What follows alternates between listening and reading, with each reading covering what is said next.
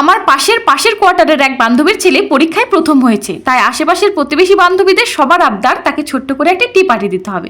সেও রাজি হয়ে যায়, বেশ ভালো কথা। তবে আমার কাছে সে আবদার করে বসে আমায় তাকে সিঙ্গারা বানিয়ে দিতে হবে ওই 15 থেকে 20টা মতো। কি জ্বালা বলো তো।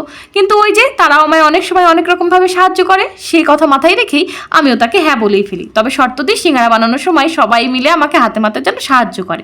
সেও রাজি হয়ে যায়। কি আর বলে, সবাই এসে একসাথে বসে তার ঘরে আড্ডা দিতে শুরু করে। ডেকে ডেকে আর কারোর পাত্তা নেই। ময়দা মাখাই, কেউ আসে না। আলু সেদ্ধ করি, কেউ আসে না। সিঙ্গারার খোলগুলো বানিয়ে পুর ভরে প্লেটে রাখি, তবুও কেউ আসে না। সিঙ্গারাগুলো তেলে ছাড়ি, না, কারোর পাত্তা নেই। যেই মাত্র গরম গরম সিঙ্গারাগুলো প্লেটে তুলতে যাব, তখন সবাই মৌমাছির মতো ভুনভুন করে এসে কে কোন দিক দিয়ে গরম গরম সিঙ্গারাগুলো নিয়ে পালায়। 20টা সিঙ্গারার মধ্যে অনেক রাগারাগি ঝগড়াঝাটি করে এখন পড়ে আছে ওই 5 থেকে 6টা। তবু আমার খাওয়ার জন্য নয়, শুধুমাত্র ভিডিওটাকে এন্ড করার জন্য। এবার তোমরাই বলো রাগ হওয়াটা আমার উচিত কি উচিত না।